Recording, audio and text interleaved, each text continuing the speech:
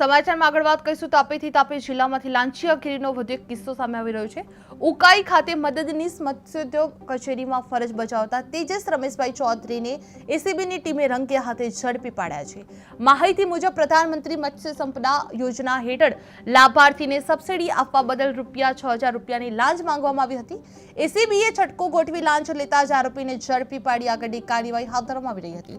તાપીમાં લાંચ લેતા અધિકારી ઝડપી પાડવામાં આવ્યો છે, જે ઉકાઈ કચેરીના કર્મચારી એસીબીની જાળમાં ફસાઈ ગયો હતો, જે ₹6,000ની લાંચ લેતા રંગે હાથે ઝડપી પાડવામાં આવ્યો છે, જે સબસિડી માટે આ લાંચ માંગવામાં આવી હતી, જે એસીબીએ છટકો ગોઠવી કાર્યવાહી હાથ ધરવામાં આવી રહી હતી, જે એસીબીએ લાંચ લેતા ઝડપી પાડવામાં આવ્યો છે। જે માહિતી મુજબ પ્રધાનમંત્રી મત્સ્ય સંપદા યોજના હેઠળ લાભાર્થીને સબસિડી આપવા બદલ ₹6,000ની લાંચ માંગવામાં આવી હતી।